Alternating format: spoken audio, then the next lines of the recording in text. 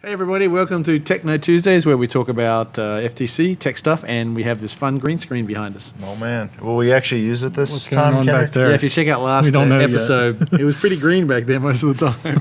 Yeah, what happened? Just didn't have any images to Speak put up, Mr. back Kendrick, there. we can't hear you. You can't hear me? No, now we can hear you. Good, thanks. Okay. Didn't have any images to put up there Why not? because my computer was I bad. was going to say, because images are so hard to come by these days. They are. Yeah, man. Speaking of computers, Kendrick has got like this mammoth new computer. Too bad we don't have it It's here the to show you. Stormtrooper. It's the Stormtrooper. Yeah, I call it the Stormtrooper because it's big, white, shiny plastic. So It's pretty huge. That's right. All it has Yeah. to do is follow around a bigger one going, I am your father. what tower is it?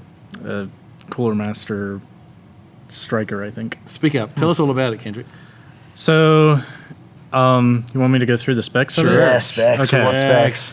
So it's got Nerdy. the new Intel i7 Skylake. That's 4 cores with hyper threading. It's clocked at 4.2 gigahertz right now. Ooh. So it's overclocked just a little A bit. little bit, just enough to be annoying. Let me see. Since it's running the new Skylake stuff, it's got DDR4 RAM, so I've got 32 gigs of that. I've got a NVIDIA GTX 980 Ti graphics processor in there. So I've got 6 gigs of video graphics memory. I've got a 4 terabyte hard drive and then a 500 gig SSD. Sweet. Sounds Running Windows pretty 7 on that, are you?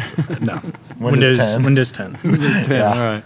Windows Okay. 10 Pro, so I can use all 32 gigs of that RAM. Oh, okay. cool. No, they had just like a little extra dollar amount so you can use all the RAM you have. yeah. Nice. I imagine that kinda cost them a lot stupid. to add that feature to the software. Totally. It wasn't like a, let's change this 16, 30, 2. It costs so much more to produce the Did it. discs for that as well, so that's why they have to charge more. Yeah. And they don't even have to produce the discs. They offer a download for the installer, so There you go. you can download it from another computer and use that to install. That's pretty So- stupid. And when you think about it, you're really not downloading anything because the electricity is just going back and forwards between, the wires and stuff. It's probably a transformer in there, so there's actually no exchange of electrons at any point there. So it's hard to understand what you're paying for sometimes, Yeah. So, Mr. Kevin, Yes. you've been to an FTC event lately? Yeah, we went up to the Naval Academy one last weekend. In Maryland, by the way. In Yeah, Maryland. yeah, not like a couple days ago, but the week before that, and in Maryland, it was Competed 2 days. yeah, both Saturday and Sunday, so we got 2 chances at it. The second day turned out better than the first, to say the least. And how did those days go? Well, both days we had some phone problems with not wanting to connect to the robot correctly. And we have a feeling some of the team members may have just not gone through the right steps because there's a lot of them in there. And if you go through them just a little bit too quickly, sometimes it can really screw it up. So Yeah. we were having some phone problems. And then we also had no drive practice before we went. So that's another reason the second day went better. We actually could score on the second day. Right. So that So you that guys helped. thinking of going to another event? We would really like to, and I know a lot of the team, because most of the team's new, so they never went to a competition before, and this was their first one. So And aren't a lot of them Yeah. seniors too? yeah, So this there's is a like couple their, of them. This Yeah, is their there's- rookie year there's and their last year. There's at least 3 or so. Yeah. We don't have a huge team, but there's a good many of them. Yeah. But it was a really enjoyable competition. I mean, it's probably one of the best ones for being able to spectate the matches because they have it down on the field, and then you can stand up on balconies all the way around, and it gives you a really good view of it. Yeah, the Naval Academy is a pretty cool arena or event. It's actually an old ice skating rink. They used to do ice skating Yeah, there, yeah. which is why they've got the upper level. And if you look on the floor, there's this big slot in the floor all Yeah. around the oval where the old railings used to go, I guess. Yeah. The only annoying thing about the Naval Academy is that security checkpoint and the fact that you have to park Outside. offside. Yeah. I mean, they normally just have I mean- a driver go drop everyone off, but It's not, it's not terrible, but yeah. If it was snowing or raining when that was happening, it can be pretty Oh, bad. yeah. I mean, and anyone that was under 18, they Yeah. let through, but I'm 19, so I had to get checked. Sad. Cavity check. Yeah. No, I just had to give them my ID and walk through. so Got it. wasn't Yeah, too bad. it's pretty friendly. I mean, Yeah. after major disasters or whatever, it can get pretty tight there. But the Naval Academy is a pretty Yeah. cool venue. Yeah. And once you get in, it's all good. Every time you go in there, you feel underdressed. All the Yes. time. Yes, all those middies in mean- their white outfits and stuff. Yeah. Cool. Yeah. So I really enjoyed it. It's a fun event to go to. It's probably my favorite one. Cool. Well, G-Force competed last weekend as well. Yeah, how'd We that competed- go? It's really good. Yeah, it was pretty cool actually. It was our second event, so it had quite a bit of time from our first one, which was in December, to add new features of the robot and enhance capabilities and stuff. So we did well. We were the captain of the winning alliance, and we got the Inspire Award. So that was pretty cool. But it was pretty funny because there were a few pretty nice robots there, and quite a number of fairly young rookie teams and stuff like that. Yeah. But we were, you know how it is with ranking points. You never know how that's going to work with ranking points. And some years you go there, you don't get any. Well, within our first match, we had as many ranking points as we got the entire last competition. So in the end, we had like 630 ranking points, and the next team down was Man. 380. That's a lot. It was crazy. That's Yeah, we had our sequence down pretty well at that point. We'd go out, we'd do autonomous. Autonomous was working really well, except we were having trouble with the blocks. We changed the balance on our robot the day before to make it easier climbing up the mountain. But the consequence of that was it made it really tippy on the field. So with human drivers, it was fine. But in autonomous, we just had to hit one little block and we'd be up on our back every time. So we got more view of the roof than we did of anything else during autonomous. But, they reset you after autonomous, so that's okay. But then, we'd collect blocks, we'd do the zip line and score in the mid goal, then we'd go over the other side, collect some more on the way, and then we could score in the high goal now. So that's the really cool thing. So we get up there, we latch onto the rail and score. And that's the thing that I think teams are realizing now, that if you want to do really well, you've got to be able to score repeatedly in that high goal. Yeah. It's not enough. Hanging just doesn't give it to you, because hanging is only 80 points. Well, you can get that with one load of blocks in that top bin. So I saw that the new world record was set this weekend, and it was a team that would put 2, if not 3 loads in the top basket. So they were getting pretty high score. Right. Yeah. So next time we play, we're going to be looking for teams that can work with us. So we'll do the scoring on one side and the high latch, and that team, if they can do the zip line guys and score on that side, that's a good way to get good points and keep separate and not do too much driving that takes up time. So that's, I think, the strategy is going to be. Sounds good. Good. But speaking of Pennsylvania, which is where we competed, I discovered a whole lot of stuff, because it's a whole new crowd, that we've never played with or never. Yeah. So new teams, new coaches, new FTAs and stuff like that. So I got a chance to talk to a whole bunch of people. And I was talking to this one coach who I thought he was. I thought he actually taught at Carnegie Mellon, but he must be a student or a grad student there. But he was coaching a team. And he's on the. I got my little notes here. He's on a team that's going for the Google Lunar X Prize, which is the competition, the first commercial group who can send a robot to the moon, land it on the moon, and then do a 500-meter trek while transmitting high-def video and images. So that's kind of that's the requirement for the competition, and the first place is get my numbers wrong. $20 million first prize. Second prize is like $5 million for the next one to do it, and then there's various other prizes and stuff. And he's on the team that sort of is that of Carnegie Mellon, the planetary pioneering team. But just talking to him and learning other stuff, I find out there's all this other cool stuff happening around the Pittsburgh area. We should do that. I think we got this. We should do that. Yeah. It's funny though. It's like, it seems like how hard could it be, right? Just rover, but not exactly. It's pretty cool. But the interesting thing is that in order to sort of satisfy this thing, I mean, the Carnegie Mellon team are doing the robot. It's called Andy.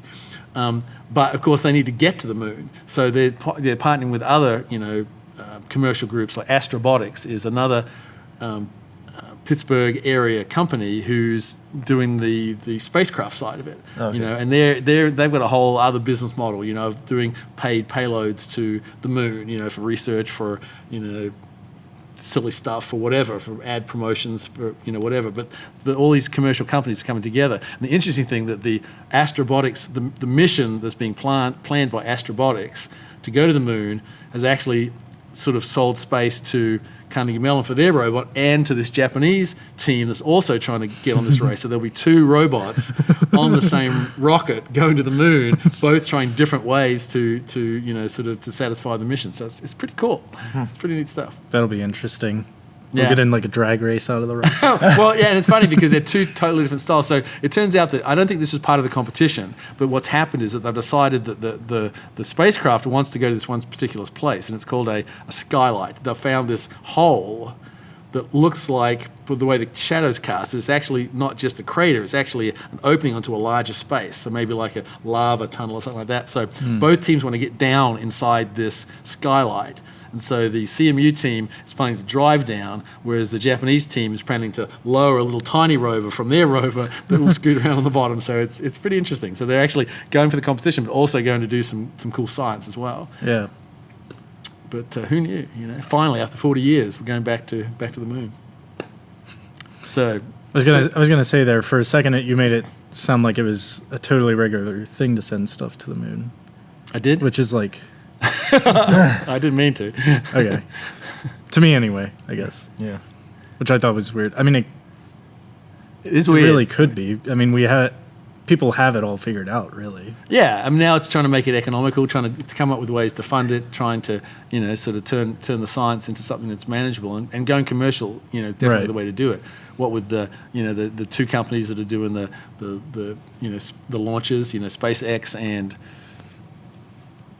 oh man, Blue Horizon. Oh man, I always get their name confused. Yeah. SpaceX had another crash actually just yesterday. Yeah, Oh, really? I actually saw about that. Yeah, they were landing on an ocean platform Yeah. instead of a land platform. And one of the legs didn't latch quite right, and it just, Yeah, so all that effort, all that perfect stuff, and they just have one leg go, oh, sorry, I don't feel like latching today. I was like, no. Yeah, that must feel pretty bad. But at least they did the mission because they actually deployed a satellite while they're up there. So they satisfied all their mission goals, but they couldn't land. So they, Oh, I mean, they landed The just in rocket- a fiery form. yeah. Oh, okay. So Yeah.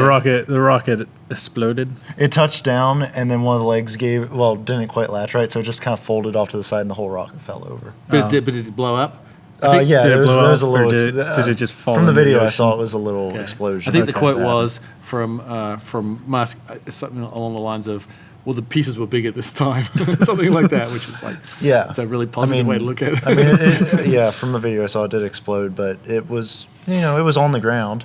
It all touched the ground. When you think about it, how hard it is to land planes on aircraft carriers. Yeah. That's not like landing planes on a regular, landing strip. So to do a Right. rocket to do that is. Pretty, yeah.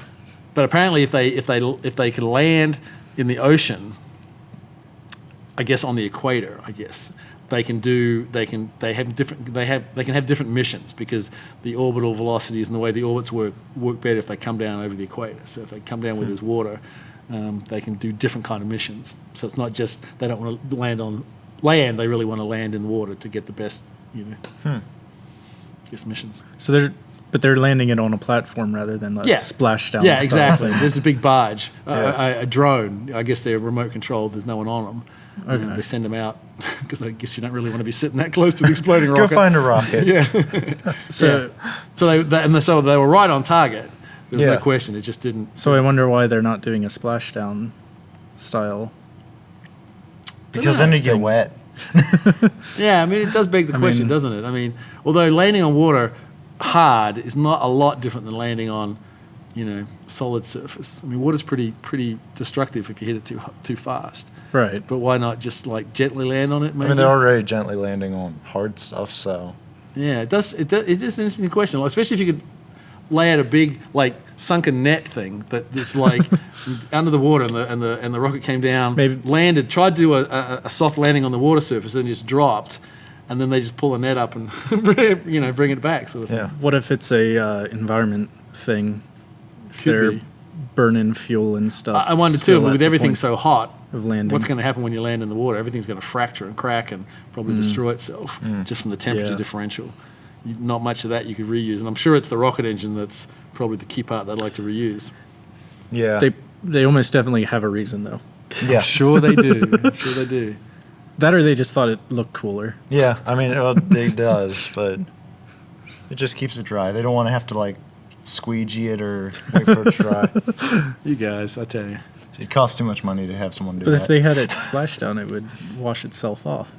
That's a good Then it point. would be all clean. Should have it dive You need your down. windows bitched up. Just at the last second, have it like flip itself over and dive down. So anyway, I got some pictures of the company web pages for those two companies. So Kendrick, you're going to put them up on the screen, Right right? in there somewhere. Here they are. There's the pictures for you, Kendrick. Thank you. Now wait, can you throw it on the screen for us? Oh yeah. Nice. No, that oh, wait, Totally it's- through it. Yeah. Oh, it's a upside nice down. Picture. Flip it up. You make this hard for me, Phil. All right. So, anything else you guys got? Not that I know of. Well, the fact that Kendrick lost his job again, so we're going to be doing this on a regular basis now. Yeah, whoa! Woo! Yeah, for unemployment. I lost my temporary job. Yeah. What am I going to do now? You're going to have some temporary unemployment. This sounds like Yeah. you could have a permanent job here with us. That sounds like a good You idea. can make $1 a week with us. I will personally make sure that happens. Sweet. Is that before or after tax? Oh. Oh, that's before the tax is $1. Oh, okay. And to all those people out there that won the Powerball lottery, send us some money. Donations. All right, so I guess they were looking at me, so I guess I have to We're say. So waiting for you. that's it for this week.